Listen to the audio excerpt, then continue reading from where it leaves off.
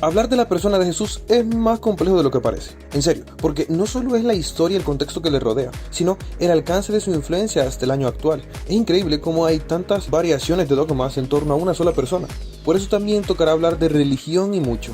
Así que bienvenidos a un nuevo video del Entendiendo Show, y hoy hablaremos de Jesús histórico y sus influencias en la iglesia y obviamente en la religión. Vamos a ir por partes para que todo quede muy claro, y debemos iniciar con la historia hebrea, para entrar en contexto. En los inicios de la historia en Sumer, en una región llamada Ur, nace Abraham, que al llegar a Canaán, la tierra prometida, Dios lo nombra como el primer hebreo. Este llega a tener una gran descendencia por sus dos hijos, Isaac, de donde vendrá Israel y los judíos, e Ismael, de donde vendrán las zonas árabes de los musulmanes. Este es un aspecto meramente religioso. Por eso desde aquí empiezan los roces con estas culturas. Isaac tiene como hijo a Jacob, quien por Dios es nombrado Israel. 12 de sus hijos forman una tribu cada uno. Estas son las 12 tribus de Israel y la región de Israel. Esto lo sabemos gracias al Génesis, el primer libro de la recopilación hebrea. Este recorrido de libros nos ayudará a entender la cultura y pensamientos hebreos. En el Éxodo vemos cómo Israel ha sido conquistada por Egipto. Los israelitas son esclavos y el Dios hebreo, o sea Yahvé, ha escogido a una persona para liberarlos. Este es Moisés, quien después de muchas peleas con el faraón de Egipto logra escapar con Israel del lugar, y a pesar de que son perseguidos, estos por fin logran la libertad. En todo este transcurso los israelitas vagan por el desierto y la presencia de Dios cae en un monte, donde solo Moisés puede subir y hablar con él. Aquí les son otorgadas las tablas de los 10 mandamientos. Dios le dice a Moisés que construya una tienda de acampar con ciertos planos arquitectónicos para que la presencia de Dios descienda a esa tienda que han construido y todos puedan entrar a ella, ya no solo Moisés. Aquí todos se dan cuenta que la presencia de Dios es demasiado fuerte y los que no son suficientemente puros mueren ante ella. Es por eso que Moisés escribe el Levítico, una guía de leyes para que todos se mantengan puros y puedan entrar a la presencia de Dios. No solo los 10 mandamientos bastaban. A toda esta ley también se le llama ley mosaica. Constaba de rituales para gratitud, perdón, celebraciones y hasta ceremonias de expiación general del pecado. Si recuerdan, Abraham había viajado a Canaán, donde fue su bautizo como hebreo. Por ende, esa era la tierra prometida para que los israelitas se establezcan y vivan ahí. Por esto debían viajar a Canaán, pero la presencia de Dios debía ir con ellos.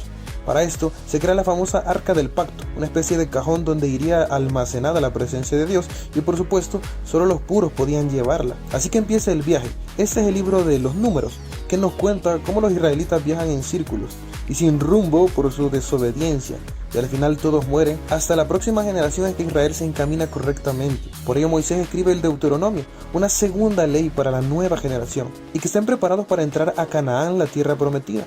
Es aquí cuando Moisés muere y deja a su sucesor Josué. Todo lo antes mencionado, de Génesis a Deuteronomio, se le llama la Torá, la ley que guardaron los israelitas.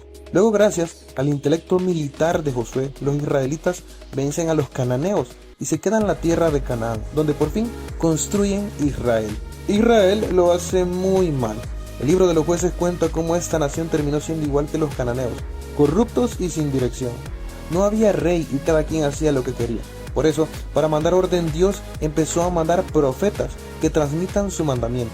Uno de los más importantes es Samuel, quien profetiza que vendrá un rey que levantará el pueblo y vencerá a todos sus enemigos. Ahí es cuando aparece Saúl. Este cae y después llega David, que es tataranieto de una tal Ruth, y se convierte en uno de los reyes más importantes. Sí, él es el que mató a Goliat. Cuando David muere, deja a Salomón su hijo, considerado el rey más sabio del mundo, y crea el templo de Israel en Jerusalén, donde estaba guardada el arca del pacto. Pero las cosas seguían mal. El libro de Reyes nos cuenta cómo por los mismos reyes todo sale mal, pues Roboam, hijo y sucesor de Salomón, divide a Israel en dos por problemas políticos. Él se queda la parte que solo tiene la tribu de Judá y Benjamín, conservando la capital que se llama Jerusalén, donde está el templo, y estos llegan a llamarse Judea, quienes después se van a convertir en los judíos más adelante. El resto de tribus se seguirán llamando Israel, reinados por Jeroboam. Israel lo hacía muy mal. Es por eso que caen contra los babilónicos, quienes luego serían los asirio-babilónicos, e Israel desaparecería. Luego conquistan a Judea, el templo es destruido y aquí se da la diáspora. Todos los judíos huyen. Todo esto lo advierten los profetas de turno como Elías, Eliseo, Jeremías, Oseas, Amós, etc. Pero no les hacían caso. Por ello, todo sale mal, pero a pesar de eso, existía esperanza. Profetas como Isaías, Zacarías, Malaquías, etc., anunciaban la venida de un Mesías, que traería gobierno y reino otra vez. Sería un rey descendiente de David y cambiaría todo. En esta crisis, los hebreos, para no perder su cultura, escriben sus historias, dando lugar a estos libros que mencionamos, que juntos se les llama el Tanaj, y también el Talmud, que son escritos de discusiones rabínicas. Llegó un momento que el emperador de Siria, llamado Ciro, fue muy amable y decidió que no se metería con culturas diferentes. Todos tienen derecho a creer lo que quieran. Es por eso que los judíos nuevamente son capaces de regresar a sus tierras en Canaán y así construyen el famoso segundo templo. Esto se describe en Crónicas, el último libro del Tanaj. El problema es que los judíos se establecen en la tierra que ahora es de Palestina, es decir, antes era de ellos, ahora de Palestina. Pero les han dado permiso de regresar gracias a Ciro. Entonces, este es el problema político-religioso del que tanto se habla, por el conflicto de tierras entre Israel y Palestina. Pero bueno, aquí nos estamos saliendo ya del tema. Por cierto, hablemos del Tanaj antes de seguir. Esto como un paréntesis importante. El Tanaj se componía en 3 partes: la Torá, donde está la ley; el Nevim, que compone a los escritos de los profetas y sus advertencias que no se tomaron en cuenta; y el Ketuvim, donde están las partes históricas y poéticas. Se dice que el Tanaj y el Antiguo Testamento de la Biblia que conocemos son lo mismo. Se podría decir que sí, aunque tienen algunos peros importantes. Por ejemplo, parece que el Antiguo Testamento tiene más libros que el Tanaj. La razón es que en el Antiguo Testamento hay muchos libros partidos, como Primera y Segunda de Reyes, Crónicas, etc. Mientras que en el Tanaj no. Pero si se fijan, eso no es una diferencia importante. Realmente la importancia radica en el orden. Si recuerdan, les mencioné que el Tanaj termina en Crónicas, que cuenta el regreso de Israel a su tierra, mientras que el Antiguo Testamento termina en Malaquías, que es uno de los profetas. Este cambio de orden es porque al terminar con los profetas, se le da una mejor apertura al Nuevo Testamento que hablará de Jesús, quien es la profecía cumplida. Y por supuesto, como para los judíos no hay Nuevo Testamento, este orden no tiene sentido. Pero bueno, sigamos con la historia. Siria conquistó a los judíos. Estos se alojaban en la región de Palestina. Luego Palestina iba a ser conquistada por Grecia, y después Grecia por Roma, y era una conquista de terrenos que parecía agar.io. Así que ahora nos encontramos en la época del Imperio Romano. Aquí el dios oficial era Júpiter, y esto no le gustaba nada a los judíos. De verdad que les había ido mal. Y ahorita estamos en el periodo del segundo templo, pues el primero es el de Salomón, que ya fue destruido, y ahora los judíos tienen uno nuevo, en Roma. Y además tienen una esperanza, están esperando al Mesías que habían anunciado los profetas, que por fin los va a liberar de todo este sufrimiento. En este momento los judíos necesitan a un político guerrero militar que los empodere. Necesitan a un Alejandro Magno, a un Gengis Khan, a un Hitler, pues vaya. No sé si se entiende. Esto quiere decir que venga un carpintero a hablarles de amor, a decirles que deben amar a sus enemigos y encima a afirmar que él es el Cristo. Va a parecer una broma de muy mal gusto. Así que hoy sí, ya que entramos en contexto, hablemos de quién venimos a hablar. Yeshua ben Yosef, Jesús, hijo de José, o Jesús de Nazaret, o Jesús el Cristo, o Jesucristo para abreviarlo. Cuenta la Biblia que María, su madre, se embarazaría del Hijo de Dios sin haber antes tenido relaciones sexuales, es decir, siendo virgen. Esto obviamente creando conflicto con su media naranja José, quien es convencido por un ángel en un sueño que María sí está diciendo la verdad y que nacerá el Hijo de Dios. María y José, provenientes de Nazaret, una región de Galilea, se mueven a Belén de Judea donde tienen a Jesús, pero debido a que el rey Herodes de Judea se entera que ha nacido el Cristo, el cual todos los judíos están esperando, manda a matar a todos los recién nacidos. Es por eso que María y José viajan a Egipto para escapar, y cuando Herodes muere, deciden regresar por fin a Judea, pero al ver que el reinado ahora es por el hijo de Herodes, se dan cuenta que quizás no es una muy buena idea, y prefieren irse al lugar de donde eran, es decir, Nazaret de Galilea, aquí donde se va a criar Jesús. Por eso, a él, a pesar de nacer en Belén, le dicen el Nazareno o el Galileo, por haberse criado ahí. Muchos historiadores dicen que Jesús nació directamente en Nazaret, y que lo de Belén fue solo un invento para ajustar a la profecía. Sin embargo, muchos teólogos también afirman que la profecía nunca dijo que debía nacer en Belén, y realmente da igual. Mientras que otros sí afirman que fue en Belén, etcétera, etcétera. A pesar de todo, culturalmente hemos decidido optar por la versión del nacimiento de Jesús en Belén. Otra profecía es que Jesús sería descendiente del rey David, Hasta donde se sabe, esto sí concuerda, ya que tanto José como María son descendientes de David en diferentes ramas del árbol genealógico. Como sabemos, Jesús empieza a predicar su polémico mensaje, siendo preparado antes por su primo Juan el Bautista, quien ya antes anunciaba que venía el Cristo. Esto le dio más potencia al mensaje de Jesús, y de todas las personas que le querían seguir fueron escogidas 12, por supuesto un número simbólico proveniente de las 12 tribus de Israel. Como paréntesis, una figura importante a mencionar es Hillel, quien fue un erudito importante de ya hace varios años para los judíos. Lo mencionamos porque algunas personas tienen la teoría que era un referente para Jesús, pero al final no es nada certero. Actualmente los historiadores creyentes o no creyentes afirman la existencia de Jesús. Las referencias más populares están entre Tácito y Flavio Josefo. A pesar de que se generan debates si los textos pudieron ser alterados, la esencia central, dando la referencia de la existencia de un Jesús, no es debatible. Esto quiere decir que sí podemos hablar de que Jesús vino a la tierra con su mensaje revolucionario de amor. Sin embargo, temas como milagros y eventos sobrenaturales quedan totalmente del lado de la fe y referenciados meramente por los escritos de la Biblia. Las enseñanzas de Jesús se enfocaban en perdonar al pecador, amarlo, acercarlo a Dios, dar una nueva oportunidad, dar esperanza. Y en la iglesia de la época existía mucha discriminación. Los eruditos se creían mejor que todos los demás por saber de la Biblia y hasta mandaban a matar a los que cometían actos incorrectos. Por ende, este mensaje fue tan chocante para los líderes religiosos, tanto para los saduceos, quienes eran los políticos religiosos, y los fariseos, quienes eran los estudiosos de la ley, que estos deciden mejor mandar a matar a Jesús, acusándolo de autoproclamarse rey, cosa que sí le preocupaba al gobierno de Roma. Y aquí se desenlaza un gran hito en la historia. Jesús, luego de ser torturado, muere crucificado a sus 33 años. ¿Cómo sobrevive el mensaje de Jesús luego de su muerte? Fácil, dejó discípulos listos para empezar el movimiento llamado Iglesia. De hecho, Jesús le dice a Pedro: sobre ti edificaré mi iglesia, quien para muchos, Pedro, es el primer papa. El punto crucial de todo es que aproximadamente un día y medio después de la muerte de Jesús, que sería el equivalente de 3 días para el calendario de esa época, se le vio vivo y pasa un tiempo más con los discípulos, de hecho. Y es que se les aparece varias veces, pero lo impactante es que los testigos afirman verlo ascender al cielo. Jesús les dice que el Espíritu Santo llegará a consolarlos ahora que Él se va.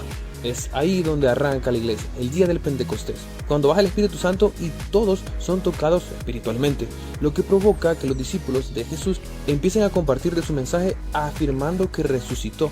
11 discípulos quedaban, pues uno de ellos ya se había suicidado, quien era Judas, y los apóstoles agregan uno más al grupo para volver a ser 12. Este 12avo se llama Matías. Obviamente habrán cientos de seguidores más que se sumaban. Aquí entonces aparecen los mártires. El primero, Esteban, muere apedreado, y al final mártires fueron muchos. Pedro es uno de ellos y es condenado a la crucifixión, pero al no sentirse digno de morir igual que su líder, pide que lo crucifiquen al revés, razón por la cual la cruz invertida es el símbolo de Pedro, quien al ser reconocido como papa también se convierte en la cruz del papa.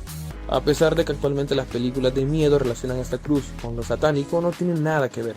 Así que sí, Roma empieza a matar a todo aquel que defienda los ideales de Jesús. En estas revueltas pasan muchas cosas, entre ellas la destrucción del segundo templo. Sí, lo que había reemplazado al templo donde estaba el arca del pacto vuelve a caer.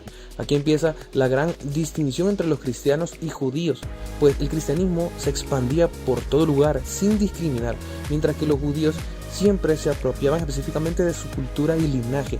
Matar cristianos solo empeoró todo. Los discípulos empezaron a escapar a varios lugares y mientras lo hacían, predicaban, razón por la cual el evangelio se empezaba a expandir más rápido aún, e incluso quienes perseguían a los cristianos también se empezaban a convertir, como por ejemplo Pablo de Tarso, quien asesinaba a cristianos, era fariseo. La Biblia cuenta que tiene un encuentro con Dios al punto de perder la vista temporalmente y decide hacerse seguidor de Jesús luego de ser sanado por un cristiano. De esta manera ya el movimiento se ha organizado, la iglesia ya funciona y a pesar de que no son muchos los seguidores, ya hay en varias partes. Pero no es una amenaza tan fuerte al Estado como lo fue Jesús en su tiempo. El hecho es que podemos decir, habemos iglesia. Estas historias las encontramos en el Nuevo Testamento. El libro de los Hechos cuenta cómo Pablo, acompañado de Lucas, entre más amigos de él como Silas, Timoteo, Tito, van a diferentes regiones de Grecia y crean iglesias y discipulan gente. Luego Pablo les escribe cartas para aclararle dudas teológicas a cada iglesia, como los romanos, corintios, efesios, filipenses, etc. Luego también vemos cómo Pablo es arrestado varias veces, muere en sus misiones y la iglesia continúa. Y para ese entonces ya se reunían a leer la Biblia, pues la Biblia ni existía. Resulta que los textos del Tanaj se habían preservado. Esto gracias a la biblioteca de Alejandría, una biblioteca enorme creada por la antigua Grecia de Alejandro Magno en la región de Egipto, lugar donde ya todo estaba gobernado por Roma. El chiste de esta biblioteca era tomar cualquier texto de cualquier cultura y traducirlo y guardarlo, y el Tanaj no fue la excepción. De hecho, hay una leyenda acerca de esta traducción. Se dice que el rey Ptolomeo mandó a llamar a 72 rabinos, que eran judíos eruditos, que entendían el hebreo a la perfección, y los puso a traducir el Tanaj al mismo tiempo y de forma separada. Al final todos entregaron exactamente la misma traducción, sin ninguna letra o coma de más. Al final se ajustó que no fueron 72 sino 70. Por eso se le llamó a esta traducción griega del Tanaj la Septuaginta. Este libro además traía otros textos extra, que los judíos mismos afirmaban que no son canon, no tienen referencias auténticas ni relación alguna con el Tanaj original. A estos libros actualmente se les llama libros apócrifos o deuterocanónicos, y están en medio de la Biblia católica actual, entre el Antiguo y el Nuevo Testamento, mientras que las Biblias protestantes no los tienen. Entonces, ¿por qué la Iglesia Católica usa estos libros si bien no fueron tomados por oficiales nunca? Pues el detalle es que la Iglesia primitiva, en el gran auge de Pablo de Tarso, se usaba la Septuaginta, la traducción griega, por los libros apócrifos o deuterocanónicos, e incluso había un conflicto religioso entre la Septuaginta de los cristianos y el Tanaj de los judíos, por esos libros extra. Al final son formas y propuestas distintas de analizar los textos bíblicos. La iglesia estaba completa, tenía su comunidad y sus textos, razón por lo que tomaría gran fuerza y empezaría a volver a ser un problema político para el estado de ese tiempo, más aún porque Roma estaba en constante crisis y cambio. Por este motivo, Constantino, el emperador de turno, decide que en vez de luchar contra los cristianos, lo mejor es hacer esa religión oficial del Estado y que todos se conviertan en seguidores de Jesús. Todo esto a pesar de que no se considera a Constantino como un cristiano verdadero. Así que de ser los perseguidos, los cristianos se convierten en la religión oficial y el Papa es una figura política. Luego de San Pedro, el sucesor fue San Lino, y así ya habían muchos más papas. También se conoció el cristianismo como la religión católica romana porque el emperador Teodosio decidió ponerle ese nombre, católicos, que significa universal, es decir, la religión universal. Sin embargo, las enseñanzas de Jesús se volcaron cuando empezaron a castigar a todo aquel que no era cristiano. Claro, aquí ya todo se empezaba a torcer. También al no saber cómo realmente fue Jesús, se tomó la decisión de usar la imagen del dios Júpiter de referencia. Sí, el dios romano. De esta manera llegamos a retratos de Jesús muy alejados de la realidad. Además, también se estima que la religión más adelante tuvo que ajustarse en ciertas enseñanzas para encajar con algunas culturas. Una teoría es el hecho de endiosar a María por la necesidad de que existiera el Dios Madre, en contrapeso con otras creencias. Ojo, solo es una teoría.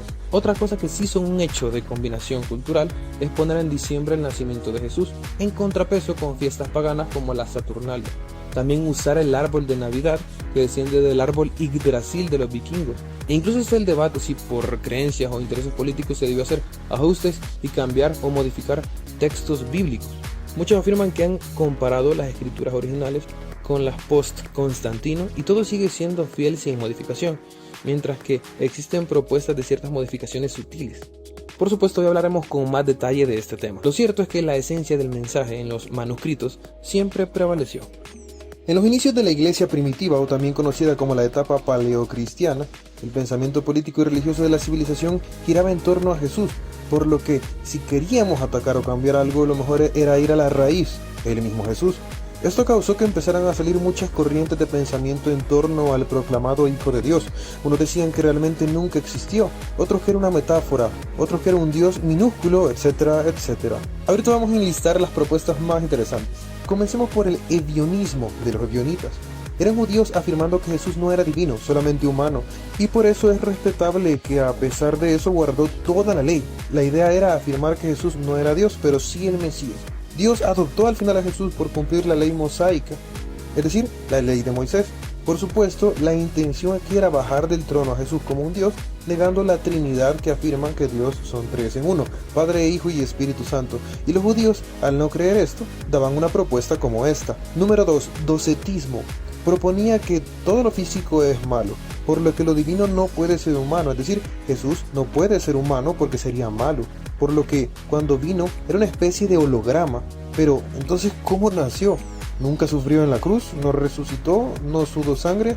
Por supuesto, a esta corriente le daba igual coincidir con las creencias del momento, ya que la intención era formar una nueva religión, ya que empiezan a nacer el gnosticismo, quienes creían que vivían en un engaño creado ocasionado por el dios Yahvé, a quien ellos llamaban el dios Demiurgo. Y es que si te pones a pensar, el Dios del Antiguo Testamento y del Nuevo Testamento parecen que son diferentes, pues para los gnósticos así era. El del Antiguo Testamento era el Dios malo, y el del Nuevo Testamento, que vale aclarar que para ese entonces aún no existía el Nuevo Testamento, pero se entiende la idea, este era el Dios bueno, del cual Jesús vino a predicar, y que posteriormente este Dios se pasaría a llamar Abraxas. La idea de llegar a este Dios verdadero es mediante el conocimiento. Uno de los grandes exponentes de todo esto fue Marción de Sinope. Obviamente esta religión no había evolucionado al nivel que se les estoy contando, pero eran ya las primicias del gnosticismo. De hecho, Marción fue quien propuso crear el Nuevo Testamento basado en sus creencias, y esto fue lo que realmente obligó a la iglesia de aquel tiempo a crear un Nuevo Testamento oficial que no tenían. Pero bueno, ya vamos a llegar a eso. Seguimos con más corrientes. Cerintianismo, creado por Cerinto, quien también era gnóstico. Proponía que Jesús y Cristo eran diferentes. Cuando Jesús se bautizó, el Espíritu de Cristo descendió y, tomó posesión de Jesús. De esta manera realizó milagros, señales, etc. Cuando Jesús fue crucificado, el Espíritu de Cristo se fue para no recibir pecados. Y por eso es que Jesús replica en la cruz que había sido abandonado. Estas creencias ayudaban más al pensamiento gnóstico. Y terminamos con el arrianismo de Arrio, quien decía que Jesús no es Dios, solo su hijo. Es como un Dios pequeño, como comparar a Odín con Thor. Para él no existía la Trinidad. De aquí da origen el subordinacionismo, que propone que existe un Dios, que es Jehová, con dos deidades subordinadas, o sea, inferiores, quienes son Jesús y el Espíritu Santo, sin ser trino. Es decir, solo el Padre es el Eterno, los demás no. De esta corriente descienden religiones como los Testigos de Jehová. Creo que para este punto el mayor peligro para la iglesia era Marción de Sinope y Arrio, lo que obliga a que la iglesia se una para hacer un concilio ecuménico, es decir, un concilio donde todos se pongan de acuerdo del credo oficial de la iglesia. Y todo lo que esté en contra de ahí se tomará como herejía, donde por supuesto Marción y Arrio van a quedar como herejes. Así que en Nicea se juntaron eruditos a tratar tópicos teológicos. Por eso se le llamó el Concilio de Nicea y se basaron en los escritos de la Septuaginta y los últimos escritos de los discípulos de Jesús y las cartas paulinas, o sea, las de Pablo. Y la conclusión que llegarían era clara y simple. Los hebreos necesitaban un redentor, este fue Jesús, y vino a predicar de su amor y establecer un nuevo pacto con la humanidad, donde ahora no somos juzgados por la ley de Moisés, sino por nuestra fe en Jesús, quien al morir tomó el lugar del cordero sacrificado en nombre de todos los rituales que se hicieron y se iban a seguir haciendo por todo el mundo, para así limpiar a la humanidad con su sangre, y llevarnos al mismo nivel de él a los ojos del Padre. De esta manera, al morir, tendremos entrada al cielo si creímos en Jesús, en su muerte y resurrección, y podemos accesar a Dios en cualquier parte del mundo, gracias a que ahora la identidad del humano está en Jesús. Esta conexión se logra gracias al Espíritu Santo, quien es el tercer componente de una Trinidad unificada, es decir, tres en uno, un Dios, tres partes, lo que concluye que Jesús es Dios, y ahora estamos esperando la segunda venida, pues Él vendrá por su pueblo para reinar en la tierra. Por otro lado, se necesitaba oficialmente un Nuevo Testamento. Esto se hizo por presión, ya que la idea original fue de Marción de Sinope, quien iba a hacer una recopilación de libros, pero obviamente apegado a su cosmovisión. Esto hace que la iglesia decida hacer una recopilación oficial antes de él. Esta hazaña se da gracias al expapa Dámaso I, quien ordenó a su gran ayudante y secretario Jerónimo a que investigara cuáles son los libros que en esa época usaban las diócesis, es decir, las organizaciones o comunidades cristianas del momento dirigidas por un obispo. Y se dieron cuenta que habían 27 libros que coincidían en todas las diócesis, llegando a la conclusión que estos fueron los inspirados por el Espíritu Santo. Mucho coincidía con la propuesta ya antes hecha del canon propuesto por el teólogo Atanasio, quien fue protagonista en la lucha contra Arrio. Pero de todo esto, el único problema fue con el Apocalipsis, pues habían varios, y aunque al final dejaron el de Juan, no se sabe qué pasó con los demás, que aparte ni coincidía uno con el otro, o al menos eso parece. Al final hacer la hermenéutica, es decir, la interpretación de estos textos, es casi imposible. Y por cierto, todos los textos llegaron hasta los escritos de Pablo, porque después de él ya nada sería canon. Así, después de décadas, la iglesia al fin tenía Biblia. Y no sería hasta en el año 1442, en el Concilio de Florencia, que se iba a oficializar por fin los textos de la Biblia. Se sabe que la Biblia más respetada y proclamada oficial es la Vulgata Latina, traducida en latín por Jerónimo, aunque se estima que tuvo un par de revisiones más. Recordemos que para traducir la Biblia completa se debía saber 3 idiomas: hebreo, en lo que fue escrito el Antiguo Testamento; arameo, un idioma descendiente de Siria donde fue escrito partes del libro de Daniel y Esdras del Antiguo Testamento; y griego, idioma en que fue escrito todo el Nuevo Testamento. Como vemos, la doctrina cristiana fue muy atacada con herejías, y las resoluciones de la iglesia fueron gracias a los eruditos mencionados. Uno de los más importantes fue Tertuliano, padre de la teología occidental. Atacó mucho a Marción y se dice que fue el primero en dar el concepto de Trinidad. Otro importante fue Orígenes, quien respondió a un famoso libro de Celso, un filósofo de turno, que se burlaba del cristianismo, haciéndose pasar por intelectual.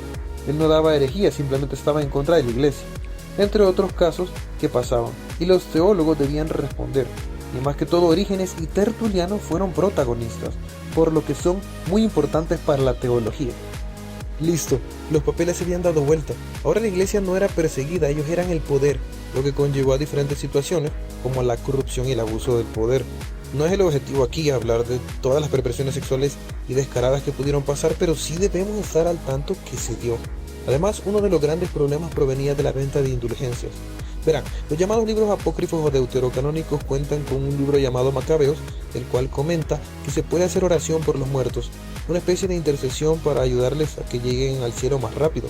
Esta intercesión ayudaría a salvar el alma de las personas y la iglesia empezaría a cobrar por esto. Además, empezaría la época del oscurantismo. Todo el considerado hereje debía pasar por la daga de la Santa Inquisición, lo que conllevó a una muerte total de libre pensar y expresión, y que al mismo tiempo atrasó a la ciencia mucho. A pesar de todo, aquí en la Edad Media la iglesia no lo hizo todo mal. Hubieron avances en diferentes áreas como el arte e incluso ciencia, pero un tanto sesgada obviamente.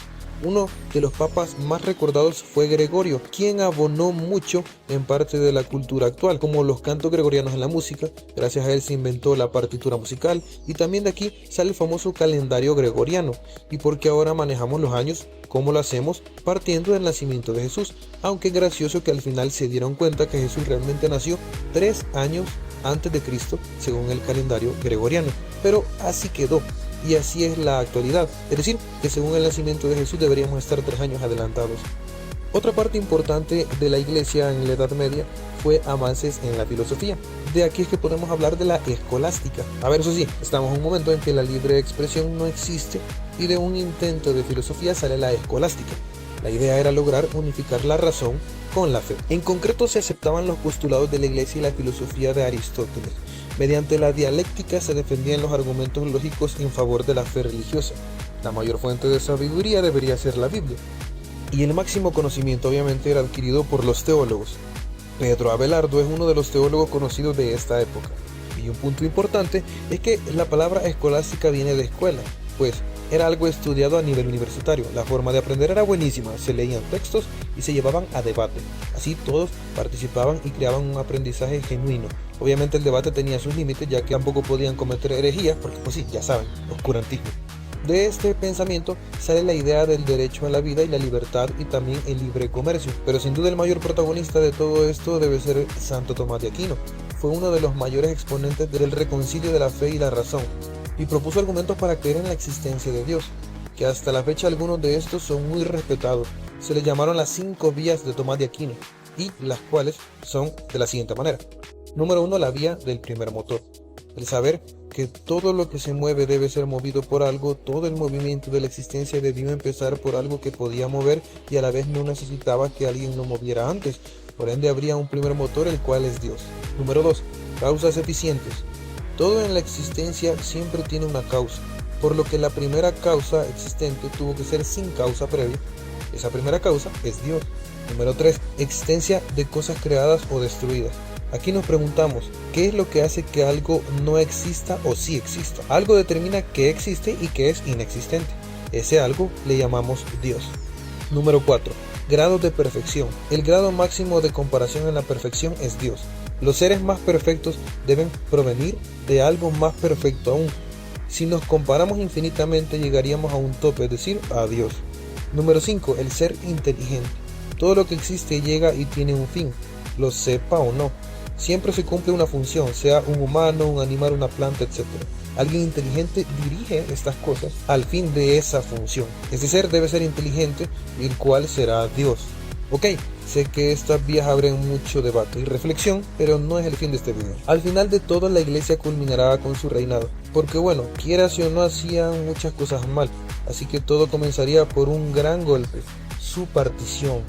31 de octubre de 1517, Martín Lutero, considerado hereje, un monje católico que se sentía indignado de la venta de indulgencias que hacía la iglesia, cobrando por las almas para que la gente fuera al cielo, decide proponer, mediante 95 tesis, diferentes quejas y propuestas para reformar la doctrina cristiana, principalmente quitando el purgatorio de la ecuación, para que la supuesta transición que una alma debe hacer antes de ir al cielo ya no sea enseñado y no exista eso de cobrar dinero para ayudarle al alma a llegar al paraíso más rápido. Así que aquí aparece el protestantismo, luteranismo, también conocido como evangélicos, regidos por una propuesta clara y precisa de Martín Lutero basada en 5 solas: sola escritura, sola fe, sola gracia, sola Cristo, sola Dios en la gloria. A pesar de que las 5 solas son igual de importantes, la que nos conviene profundizar para el fin de este video es la primera, sola escritura. Todo lo aprendido en el cristianismo debe estar basado en la Biblia y no se debe tomar ninguna interpretación externa, ya que puede llevar a conclusiones equivocadas o convenientes, como lo era el purgatorio, que no aparecía en estos textos. Y para que esto tenga sentido, todos debían leer la Biblia. Como la Biblia solo estaba en latín y nadie podía leerla, se empezó a traducir por fin para todo el mundo en la famosa imprenta de Gutenberg, y las personas por fin podían leer estos textos por sus propios medios. Por supuesto, Martín Lutero era considerado un hereje, aunque eso no quitó que la iglesia se partiría, pues el protestantismo tendría varios seguidores. A este evento se le conocería como la Reforma Protestante, influyendo en gran medida a la Iglesia Católica, la cual es el corte definitivo con los protestantes en el Concilio de Trento, en Italia, o mejor conocido como la Contrarreforma, asegurando que Lutero era hereje. Claro que las indulgencias cesaron y la Biblia por fin fue compartida para todos. Y es que, a ver, luego de la Septuaginta, la Biblia fue traducida en latín y solo lo leían los sacerdotes, porque nadie sabía latín. En ese momento la Biblia se llamaba la Vulgata Latina, y de aquí vienen las traducciones que se usarían en la época contemporánea actual. Los católicos mayormente usan la de Dios habla hoy, que sería traducida por la misma Iglesia Católica, y los evangélicos usarían la Biblia Reina Valera, traducida por Casiodoro de Reina, y que muchos saben que esta traducción no fue la mejor del mundo, y por eso hoy existen más actualizaciones que son más correctas y acertadas, como la NBI, TLA, etc. Un ente importante sería Calvino, quien de ser católico pasó a ser protestante reformado, doctor en leyes y con un gran séquito de seguidores, impulsó mucho el protestantismo. De hecho, las fuentes apuntan de que de él fue quien nació la idea de quitar los libros de en medio de la Biblia que usan los católicos, conocidos como libros deuterocanónicos para los católicos y apócrifos para los evangélicos, por ya no estar dentro del canon oficial. Estos libros se quitaron con el argumento que contradicen la escritura en su doctrina y apoyan cosas que incluso se sabía que no eran bien vistas. Razón incluso de por qué grandes teólogos nunca apoyaron estos libros, como San Agustín, Tertuliano, Atanasio o incluso el mismo Jerónimo, quien fue el que tradujo la Vulgata Latina. Pero a ver, esto no acaba aquí, pues la iglesia se va a seguir partiendo. Rey Enrique VIII. El rey de Inglaterra quería divorciarse y tener más esposas. De hecho, se iba a casar muchas veces. Como esto no era aprobado por la Iglesia Católica, decidió retirarse de ella. Y es aquí cuando en Inglaterra surge la Iglesia Anglicana, o también conocida como Iglesia Episcopal, que para describirlos fácilmente es prudente decir que siguen la misma doctrina y liturgia católica, pero con variaciones importantes, como por ejemplo, no solo hay sacerdotes hombres, también pueden haber mujeres. Aceptan el homosexualismo sin condenarlo, bueno, algunas ramas, no todos. También los sacerdotes pueden casarse y la jerarquía cambia. Sabemos que los católicos empiezan por los diáconos, luego van los obispos o padres, sacerdotes, monseñores, curas o como le quieras llamar. Luego pueden ir los arzobispos como supervisores, llegamos a los cardenales y luego está el papa. Para los episcopales, toda la jerarquía llega a un arzobispo. Y ahí termina, el arzobispo de Canterbury, la máxima autoridad, y que solo rinde cuentas al reino de Inglaterra, que gran parte fue ocupado por la difunta reina Isabel II. Así que la iglesia recibió dos grandes golpes. El papa León X aguantó a Martín Lutero y el papa Clemente le tocó lidiar con el rey Enrique VIII. Recordemos que la iglesia católica tiene una jerarquía que da un orden a la institución, cosa que carece en los protestantes, que actualmente se les llama evangélicos. Sí, Martín Lutero era el líder, pero su visión es que todos son sacerdotes, es decir, todos son líderes. Y esto provocaría que empezarían a existir muchas denominaciones. Por supuesto, habrían grandes teólogos respetables, como el líder de la iglesia reformada de Suiza, llamado Zwinglio, y he mencionado Calvino, quien incluso tendría influencias en la política. Y imagínense que ahorita cada grupo protestante tendrá diferentes propuestas teológicas y todas estas en un momento se fusionarán y a eso se les llamará evangélicos. La pregunta es, ¿cómo surgió la doctrina evangélica que conocemos actualmente? La primera idea parte de los presbiterianos, mayormente expuesto por el calvinista John Knox.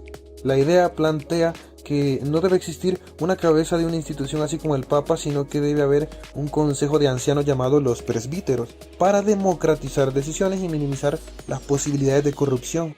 Más adelante nace uno de los movimientos más importantes, el pietismo, con una idea de tener una fe personal, dejando atrás el ritualismo de la Iglesia Católica e incluso algunas costumbres luteranas, y centrándose todo en la relación personal que cada uno tiene con Dios. Entonces a partir de aquí empiezan a nacer más corrientes protestantes, pero no en un crecimiento vertical, sino horizontal, es decir, unas diferentes de otras, como por ejemplo los anabaptistas. Este grupo son los responsables de por qué los evangélicos no bautizan a los bebés y esperan a que la persona crezca y lo decida por su cuenta. Esto viene de la idea que Jesús se bautizó ya mayor y siendo consciente, y de esa manera todos sus seguidores deberían hacerlo. Por otro lado, los anabaptistas proponían la separación de la iglesia y el Estado, promovían el pacifismo a todo costo, razón por la cual al ser perseguidos fueron asesinados, aunque se sabe que en un punto estos intentaron defenderse y se corrompieron sus principios. Sin embargo, Menno Simons retoma el grupo para mantener la idea pacifista. Aquí es cuando dejan de llamarse anabaptistas y pasan a llamarse bautistas solamente. Por cierto, en esta etapa, cuando fueron atacados los anabaptistas por parte de la Iglesia Católica de Francia, se sabe que en unos días hubieron más muertes de evangélicos que personas muertas en toda la Santa Inquisición.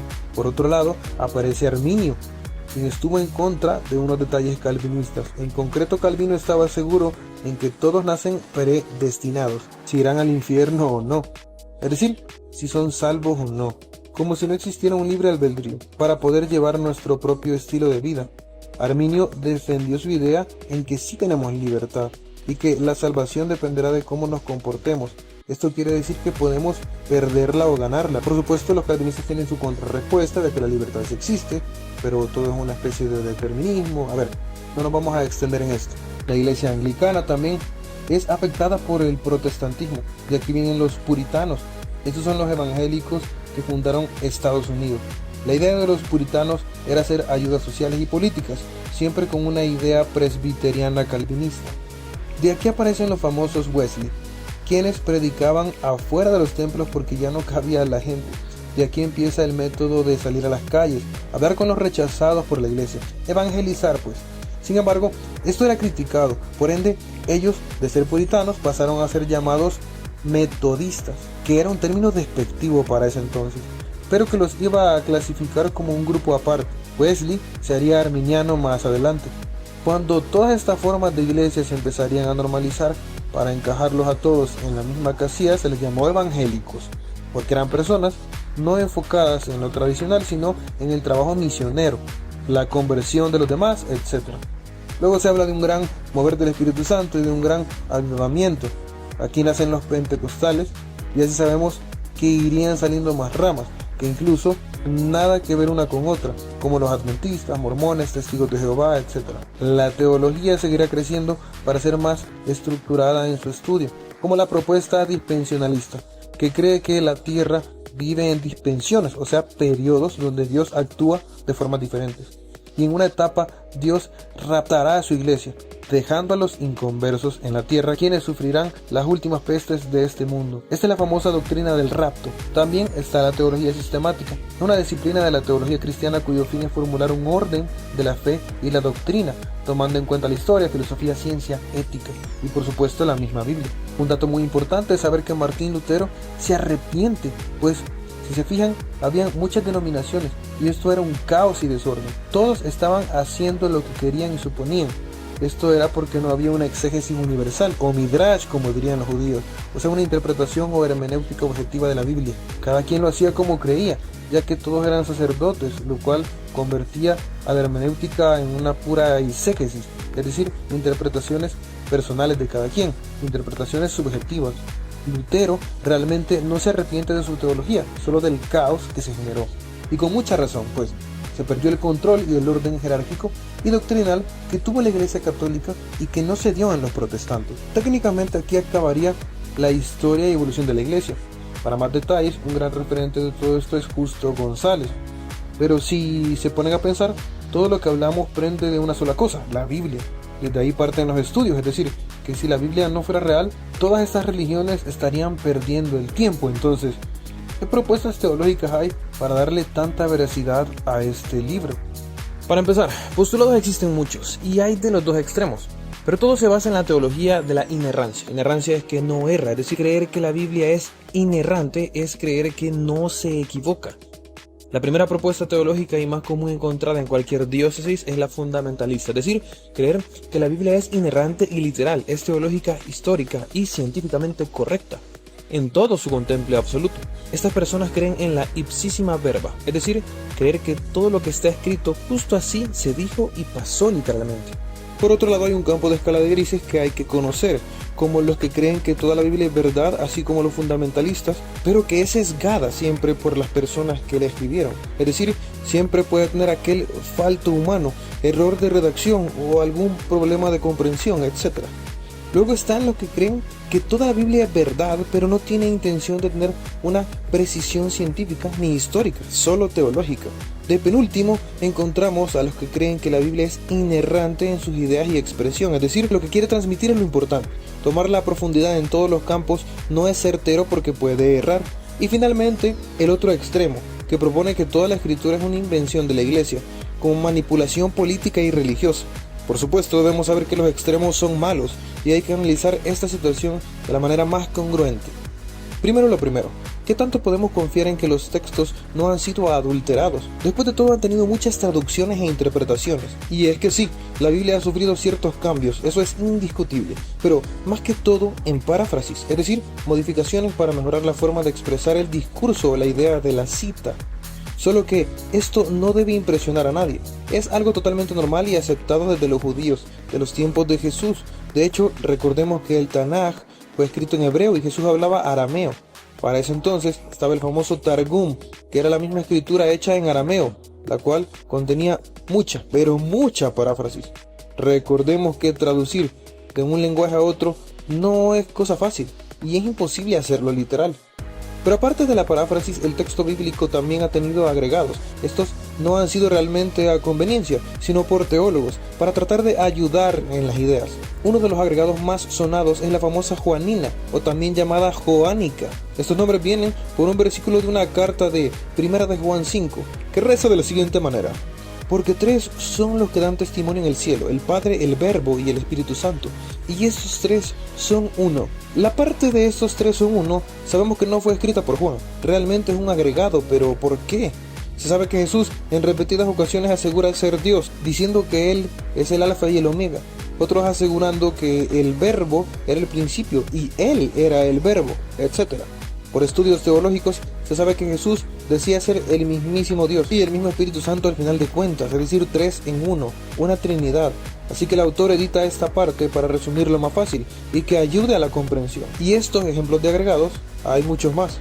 Para muchos esto es pseudoepigrafía, es decir, hacerse pasar por un autor, aunque ya se ha superado al tomarse como un abono de la paráfrasis. De hecho, sí hubo mucha pseudoepigrafía comprobada que se supo que no fue fiable, como lo es que Jesús se casó o que de niño hacía milagros por berrinche, etc. Así que sí, al final sabemos que en la Biblia tenemos paráfrasis y textos agregados. Por otro lado, muchos piensan que la iglesia pudo agregar textos o ideas a favor de ellos y su control, y realmente se sabe que esto no pasó, y es porque hay muchos conflictos doctrinales internos que siempre hubieron, que se pudieron haber solucionado con simples ediciones. Nunca lo hicieron, pues los agregados siempre fueron por teólogos estudiosos con un fin académico, y realmente la fidelidad de la traducción de la Biblia ya se ha estudiado de la manera más congruente. Esto no solo es afirmado por creyentes, sino también por los que no. La Biblia tiene una fidelidad de por lo menos un 95% y el 5% se cae en las paráfrasis y agregados, que al final no hacen perder la idea. De hecho, se encontraron los famosos textos del Mar Muerto llamados Qumran, escritos por una secta judía llamada los Esenios, donde se encuentran muchos textos bíblicos antiguos, incluso el libro de Isaías lo encontraron intacto y los textos eran similares a las traducciones actuales. Entonces ustedes dirán, ¿eso quiere decir que entonces la Biblia sí es certera? Pues no realmente, el problema argumental no está en la fidelidad de la Biblia. Ya vimos que ese no es un problema, los conflictos son otros dos. Número 1, ¿cómo sabemos si los libros que se escogieron al final si eran los correctos? Y luego, si logramos solucionar este problema, iríamos al conflicto 2, y el más difícil. Bien, tenemos los libros correctos y con buena fidelidad. Entonces, ¿cómo sabemos si de verdad fueron inspirados por Dios? Vaya conflicto. Lo primero es la selección. La forma en que fueron recolectados es poco convincente, pues, si recuerdan, fue por Jerónimo y seleccionó los libros en común de las diócesis y que cumplieron con los requisitos de ser escritos por apóstoles o por cercanos a ellos. Por ello, solo por fe queda el hecho de creer que estos fueron los libros correctos, ya que ni sabemos si dejaron atrás otros importantes, lo que tocaría ver si estos libros escogidos por lo menos fueron correctos. Y gracias a la arqueología, teología e historia, sabemos que los libros escogidos al menos sí pasaron, así que es un buen punto a favor. De hecho, los evangelios sinópticos, los cuales son Mateo, Marcos y Lucas, tienen ciertas similitudes tan importantes que se cree que hay una tal fuente Q de la que ellos se basaron para escribir los evangelios, ya que concuerdan muy bien. Por supuesto, la fuente Q es una hipótesis la cual nunca fue encontrada. Esto se supone así porque solo Mateo fue de los 12 discípulos de Jesús, mientras que Marcos andaba con los apóstoles sin ser uno oficial y fue discípulo de Pedro. De hecho, sus escritos son de las memorias de Pedro, o sea que Marcos sería el evangelio de Pedro. Y Lucas ni siquiera conoció a Jesús, pues fue el médico que acompañaba a Pablo en sus travesías, y se dice que sus escritos parten de testigos y testimonios, por lo que a pesar de estas diferencias, los evangelios sinópticos coinciden muy bien, y se pretende que fue por esta tal fuente Q. Esto para que toda esta coincidencia no se le atribuya a algo divino. Por otro lado, los escritos de Juan, tanto evangelios como cartas llamados libros joánicos, son más complejos, pero siempre guardan la misma fidelidad de la idea. Las diferencias y contradicciones de los relatos solo le da mayor credibilidad a que sí pasaron según la naturaleza de cómo funcionan las declaraciones en la vida real.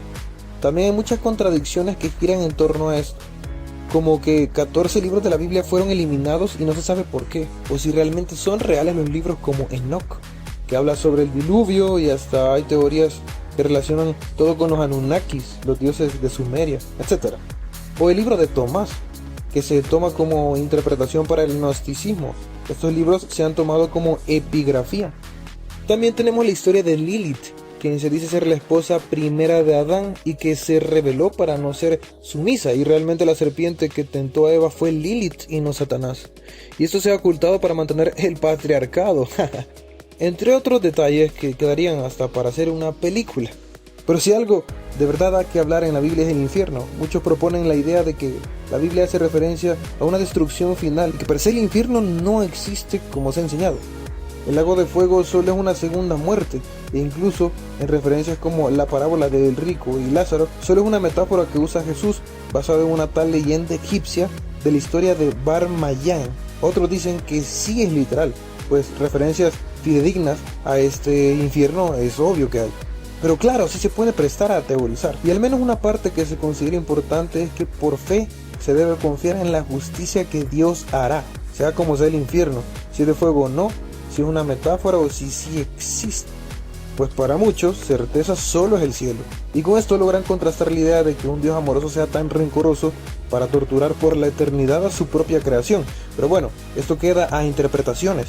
Lo que sí queda importante por ver ahorita es la parte argumental más dura. ¿Realmente los textos son inspirados? Si son palabras de Dios es porque Dios estimuló al escritor para que diga lo que él quería, como si él mismo lo escribiera. ¿O solo inspiró la idea y luego quedó en manos de la persona?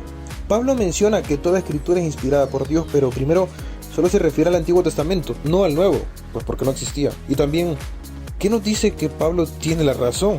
La Biblia se reconoce a sí misma como palabra de Dios y eso tampoco es un buen argumento. Los evangelios son biografías, historias. Otras son cartas. ¿Cuál de ellas es historia escrita por humano y cuál otra es intención de revelación por Dios? La idea de muchos teólogos es que Dios inspiró a personas para que escriban la idea, siempre con un sesgo humano, pero realmente es difícil comprobarlo. Es aquí cuando se desmorona todo. El presupuesto al final es la fe. Primero la fe y después la razón. Por fe se cree que el Espíritu Santo reveló las Escrituras y por fe se cree que se escogieron las correctas. Como paréntesis debemos saber que hay textos que la Iglesia Católica considera importantes también, aparte de la Biblia, como la Didaché, una recopilación de las costumbres de la Iglesia primitiva, donde podemos ver aspectos importantes como ya estar en contra del aborto, celebraciones de la Santa Cena en todas las reuniones. Hay referencias de cómo ya se referían a los grandes líderes como santos, aunque en ningún momento se habla sobre la intercesión de estos. Se habla del bautizo, orar 3 veces al día en referencia con el Padre Nuestro, etc. También aparte de la Didaché se toman en cuenta los famosos grafos, que son toda enseñanza de Jesús que no está en los evangelios, que pueden aparecer en otras partes del Nuevo Testamento o afuera de la Biblia. Todo esto mencionado se estudia en la patrística, una disciplina cristiana que viene de la Edad Media y ayuda a entender el funcionamiento de la iglesia basado en los padres de la misma, es decir, los apóstoles y toda la iglesia primitiva. En fin, volviendo al punto, todos estos textos se justifican en el mismo argumento. Tanto la elección de textos y su fuente de inspiración se creen que son correctas por fe.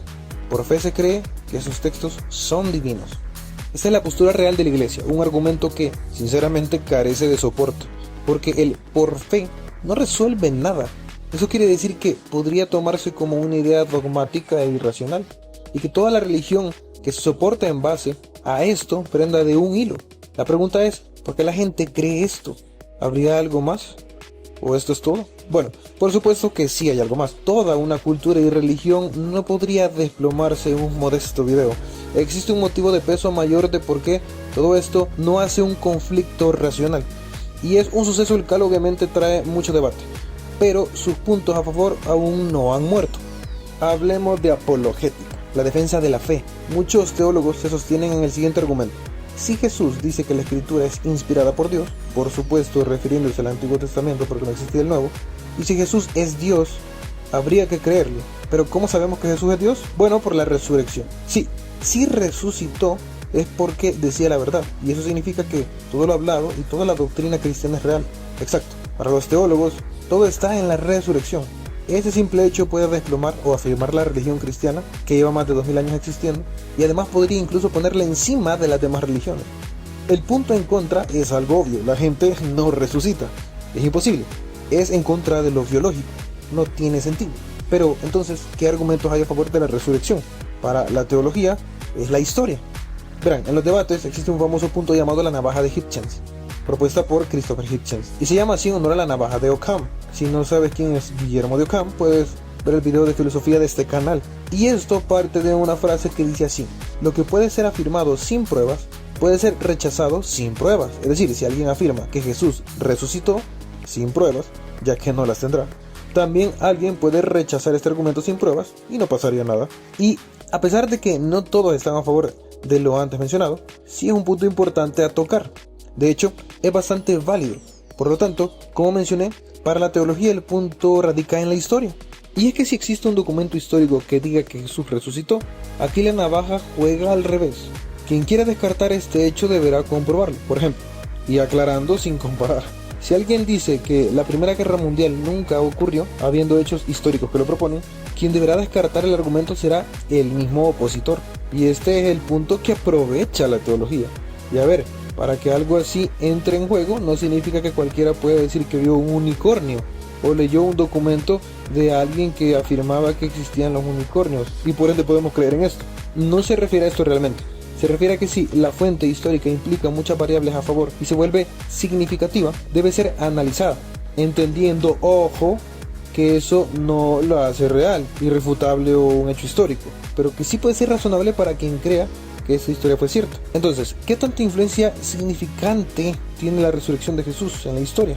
Bueno, veamos el planteamiento de los apologetas.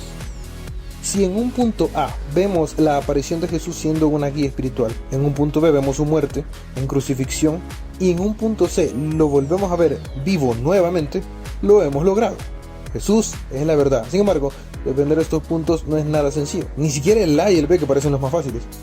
Y es que aquí tenemos que tomar en cuenta argumentos y contraargumentos de historiadores, científicos e incluso de otras religiones. Primero el punto A. Sobre la persona de Jesús, existen hipótesis de que el Jesús del cual se habla no existió realmente y es una combinación de muchas personas, es decir, hubo un curandero famoso, un revolucionario espiritual, otro que se murió en la cruz, etcétera, etcétera. Y de todas esas personas importantes, uno era el famoso, Yeshua, y al final combinaron a todos en uno, presentándose de tal cual. Por otro lado, aún si comprobáramos que Jesús es del cual hablamos, está la objeción de los judíos que menciona que no fue el Mesías porque realmente no cumplió las profecías. Su reinado debía ser político y en el momento, y no esperarlo en una segunda venida. Además, para los judíos existió mucha combinación de religiones luego de la muerte de Jesús y nada es certero. Por otro lado, se dice que antes de Jesús debía venir el profeta Elías. Para los judíos eso tampoco se cumplió, aunque para la teología cristiana esto se cumple con Juan el Bautista, quien vino a preparar el camino antes que Jesús. Y tal como dice la Biblia, vino con el espíritu de Elías, que se refiere a su ministerio. Es decir, Juan el Bautista no era Elías, pero sí traía su ministerio y espíritu, que para muchos cristianos era la esencia de la profecía. Por otro lado tenemos el punto B, que por supuesto es afectado por el A, pues Jesús muere. Pero por ejemplo para los musulmanes no murió crucificado, es una combinación de cultura de otra persona, así como lo que planteábamos en el punto A. Y aún si lo fuera, también tenemos las objeciones del Islam, diciendo que Jesús solo era un profeta más y fue predecesor de Mahoma. Pero lo mejor viene en el punto C, que es lo que se trata de dar veracidad incluso al punto A y el B, y es el testimonio de los discípulos de Jesús. Un gran hito y argumento es cómo estos mueren defendiendo que Jesús resucitó, a pesar de que los torturaron. Morir por una mentira no tiene sentido. Esta gente de verdad defendió esa verdad y pudieron haberla negado si hubiese sido mentira. Y lo hace muy interesante. De los 12 discípulos, sin contar el suicidio de Judas, las muertes fueron así. Santiago el mayor, hermano de Juan, primero en morir de los 12, fue decapitado. Juan, muerte natural en Patmos, una isla donde murió exiliado. Andrés, hermano de Pedro, crucificado en forma de X. Bartolomé, despellejado vivo.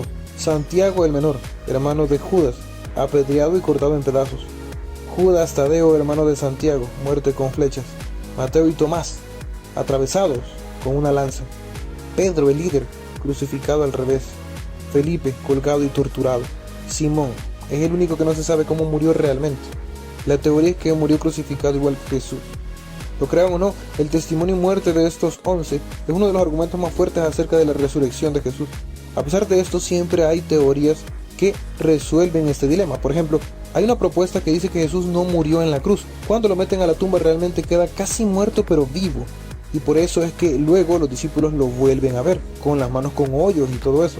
Y su ascendencia al cielo pudo haber sido un mito o un malentendido de algún discípulo que regó el rumor. Y así resolvemos lo antes mencionado. Esta solo es una teoría de muchas, así que ya se pueden imaginar. Entonces con esto resolvemos el dilema de la resurrección. Para nada, de hecho podemos decir que hay varios puntos interesantes a favor y varios puntos en contra. Ninguno de los dos lados es certero, aunque siempre queden cabos sueltos. Para muchos siempre habrá razones para creer, para otros siempre habrán razones para no creer.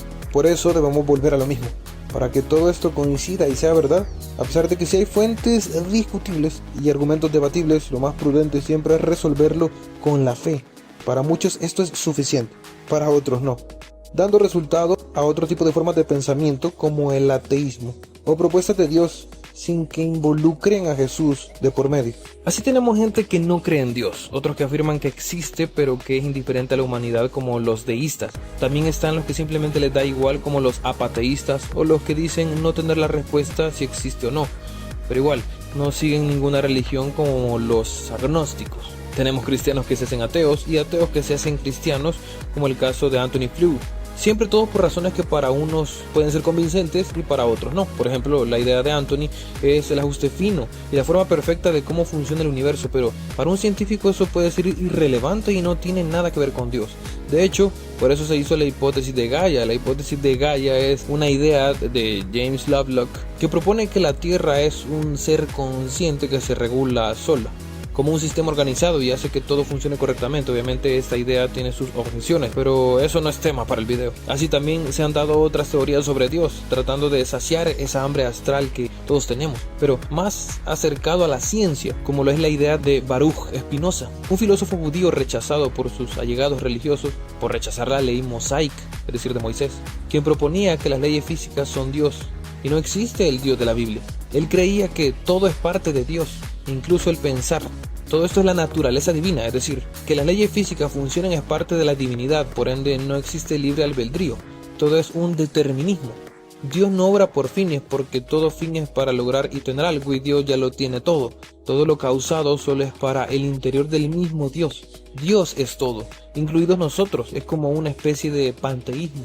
Es una propuesta fumada. Incluso Albert Einstein, quien muchos lo toman de referencia que creía en Dios, él mismo dijo que creía en el Dios, pero en el Dios de Spinoza, el Dios espinociano.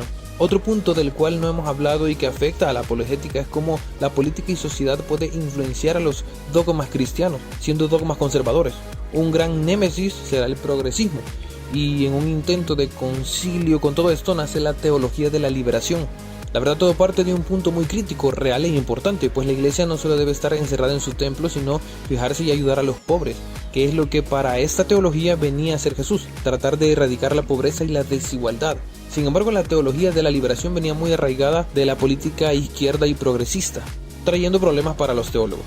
Esta teología trataba de quitar la divinización de Jesús y verlo más humano, es decir, negar la unión hipostática, que hace referencia a que Jesús y Dios son el mismo. Para lograr esto habría que decir que la Biblia puede equivocarse en sus afirmaciones y estar errada sin problema.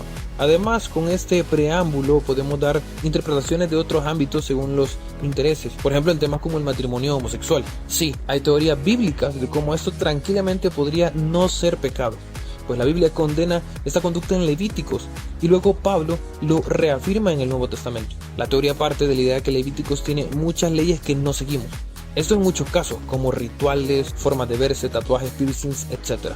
Entonces, ¿por qué todas estas conductas se descartaron como pecado y la homosexualidad no? La otra teoría es que era un conflicto cultural. Por ejemplo, los tatuajes se veían mal porque los egipcios, que era de donde estaban saliendo los israelitas en ese momento, se tatuaban a sus dioses. Por eso se veía mal y era pecado hacerse marcas en el cuerpo. Lo mismo con la homosexualidad. Habrían prácticas y rituales homosexuales en Egipto. Incluso hay teorías que dicen que, como en los Levíticos estrictamente dice que es pecado cuando un hombre se echa con otro hombre, el lesbianismo, o sea, entre mujeres, sí estaba bien visto para ese entonces. Y también estos actos se les llama abominaciones. Y hay teorías que dicen que la traducción de abominación en el hebreo nada más se refería a un acto no correcto antes de los rituales. Como ven, esta es otra teoría que deja cabos sueltos. E incluso hay una teología llamada teología queer que se basa plenamente en estas ideas y hasta tienen su propia Biblia. Y bueno, con lo de Pablo que él condena la homosexualidad, según esta teoría es por su mala interpretación de los Levíticos. Además, lo refuerzan con que Jesús nunca hace condena de este acto. Como ven, las propuestas teológicas siempre son muchas. La teología de la liberación no se ha tomado como oficial realmente, y lo que ha sobrevivido de la iglesia es la teología conservadora, más las prácticas de ritualidades y festividades. Que entender esto es muy importante y es de los últimos puntos que veremos en este video. Cómo ha sobrevivido después de todo este tiempo y cómo funciona la iglesia o eclesia, sus festividades y cultura, es decir, veremos eclesiástica. Todo parte de la cultura judía y necesitamos entender sus festividades para entender las que vendrán luego. Para los judíos las fiestas se les llama de varias formas. Por ejemplo, espero no pronunciarlo mal, Moed, que significa cita con Dios. Mikri, que es convocatoria, o Hakim, que es literalmente fiesta. Y son 7 festividades importantes a conmemorar. La primera es el Pesaj o Pascua, que significa pasar por alto y hace referencia cuando Dios manda las plagas a Egipto y pasa por alto a todos los israelitas. Por eso son librados de la muerte y del mismo Egipto. Toda la idea viene principalmente cuando Dios mata a todos los primogénitos, o sea, los hijos primeros de cada hogar. Y para que esto no le pase a los israelitas, matan a un cordero y ponen su sangre en sus puertas. Esta será la señal para que el ángel de la muerte no pase por ahí. Por ende, la Pascua se celebra con ese sacrificio. Y de hecho la mayoría de fiestas es eso, sacrificios y ofrendas, ya que vienen del ya famoso hablado levítico.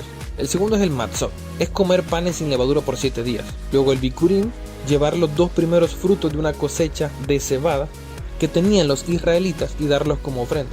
Luego viene el Shavuot, que es repetir otra ofrenda, pero esta vez con trigo.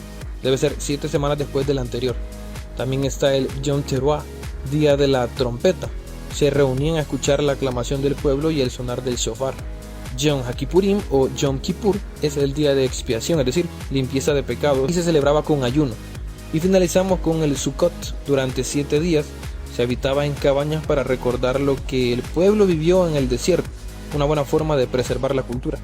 Por supuesto, para el cristianismo mucho de esto va a cambiar, porque después de la venida de Jesús y el nuevo pacto de gracia que los hace limpios ante Dios, ya no se necesita sacrificios y ofrendas. Los mejores exponentes de esta fiesta son los católicos y también se adaptan al calendario contemporáneo. La primera festividad es el 27 de noviembre, el Adviento. Viene de la palabra Adventus, que significa la llegada de alguien importante por primera vez a algún lugar. Esto hace referencia a Jesús. Se celebra el embarazo de la Virgen María y que está a 4 semanas de tener su hijo. Luego llegamos al 25 de diciembre. Feliz Navidad a todos y feliz nacimiento del niño Dios o niño Jesús. El Dios eterno se ha hecho humano y ha nacido. Nos vamos al 22 de febrero. Estamos en Cuaresma. Son los 40 días que Jesús vaga por el desierto antes de su pasión. Esto inicia con miércoles de ceniza. Se hace una cruz de ceniza en la frente de los creyentes y estamos en busca de la purificación y la resistencia de la tentación para acompañar a Jesús en su pasión, o sea, su crucifixión. 2 de abril, el momento más duro, empieza la Semana Santa. Recordamos a Jesús nervioso y traicionado. El jueves es la Santa Cena. El viernes Jesús es arrestado y asesinado. Sábado, tiempo de reflexión. Y el día más bonito llega el domingo de resurrección, también conocido como Pascua. Se hace referencia al cordero que sacrificaban los pasados israelitas, pues ese cordero fue el mismísimo Jesús y fue el sacrificio máximo. Ahora es un renacer, un nuevo pacto. Todos podemos entrar a la presencia de Dios, filtrados por la mismísima gracia de Dios. Esta fecha es relacionado con el renacer, la primavera, y con los conejos por ser animales muy fértiles. Por fin llegamos al 28 de mayo, el día del Pentecostés, cuando el Espíritu Santo desciende sobre los seguidores de Jesús y da inicio a la iglesia. Los protestantes no son muchos de celebrar estas festividades, pero algunos sí toman en cuenta alguna que otra. Lo más común, por supuesto, es la Navidad. También ellos celebran la Reforma Protestante el 31 de octubre. Asimismo, las festividades también se desenlazan en una celebración semanal. Para los judíos era el 7º día, el Shabbat. Shabbat viene de sábado, pues para ellos el domingo era el día 1 y el sábado era el 7º. Y era el tiempo de reunirse en la eclesia o iglesia, coordinado por toda la asamblea, los presbíteros para los protestantes, el Sanedrín para los judíos, el Vaticano para los católicos. En el templo se celebra la misa para los católicos, o los protestantes le llaman culto. Los judíos refieren al templo como sinagoga. Las celebraciones constan de alabanzas, o también llamado tiempo de doxología, lo que ayuda a la convocación del Espíritu Santo. Eso también es llamado epíclesis. Para los adultos se da el sermón, también llamado prédica u homilía. Los católicos lo enfocan en honor a Jesús, María y los santos. Los protestantes solo a Jesús. También hay tiempo de instrucción, es decir, enseñanza más diplomática, como escuela de teología o catecismo o catequesis. En la celebración se hace práctica de la liturgia, basado en sacramentos, como la Eucaristía o Santa Cena, la cual se puede celebrar en cualquier momento.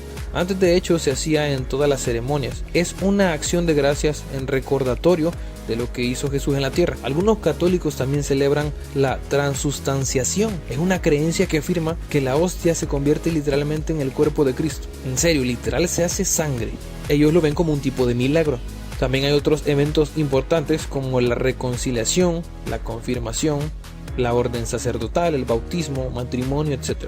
Todo esto es lo que aún se conserva de la vida y cultura cristiana, proveniente de lo que hizo y fue Jesús, una persona muy importante, tanto así que ha sido utilizado en muchas otras religiones. Así que para terminar el video hablemos estrictamente de qué fue lo que enseñó Jesús basado en la Biblia.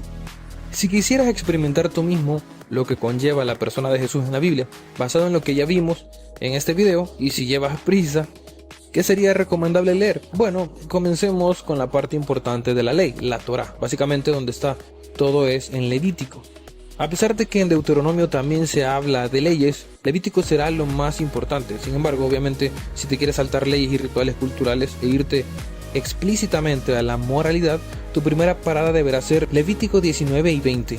Como siguiente punto deberás saber que la historia lleva a un Israel desobediente caído en espera de un Mesías, dicho por los profetas.